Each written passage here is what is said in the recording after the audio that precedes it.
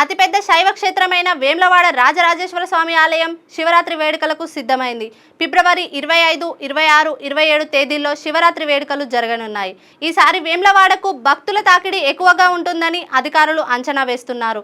దాదాపు 4 లక్షల మంది భక్తులు శివరాత్రి ఉత్సవాల్లో పాల్గొనే అవకాశం ఉంది. ఈ మేరకు ఆలయ అధికారులు అన్ని ఏర్పాట్లు చేస్తున్నారు. ఏర్పాట్లకు 1.75 కోట్లు కేటాయించారు. తెలంగాణ నుంచే కాకుండా ఏపీ, మహారాష్ట్ర, ఛత్తీస్గఢ్ ప్రాంతాల నుంచి కూడా భక్తులు అధిక సంఖ్యలో వస్తారు. ఏర్పాట్లను ప్రభుత్వ విప్ ఆది శ్రీనివాస్, కలెక్టర్ సందీప్ కుమార్ జా, ఎస్పీ అఖిల్ మహాజన్, ఈవో కృష్ణప్రసాద్లు పర్యవేక్షిస్తున్నారు. వసతి గదులు, చలువ పందిళ్లు, త్రాగునీరు, పారిశుద్ధ్యం నిర్వహణకు ప్రత్యేక ఏర్పాట్లు చేస్తున్నారు. జాతర సందర్భంగా సాంస్కృతిక కార్యక్రమాల కోసం రాజన్న గుడి చెరువు మైదానంలో ఏర్పాట్లు చేస్తున్నారు. ఇక్కడే శివార్చనకు స్టేజి సిద్ధం చేశారు.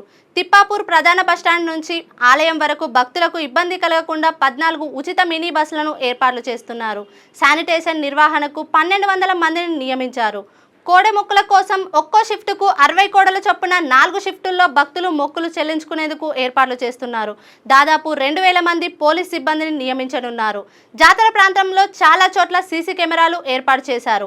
అత్యవసర పరిస్థితులలో సేవలందించేందుకు తిప్పాపూర్, జగిత్యాల బస్టాండ్, నాంపల్లిగుట్ట, అమ్మవారి కాంప్లెక్స్, రాజేశ్వరపురం ప్రధాన ఆలయం ముందు ఫస్ట్ ఎయిడ్ సెంటర్లను ఏర్పాటు చేశారు.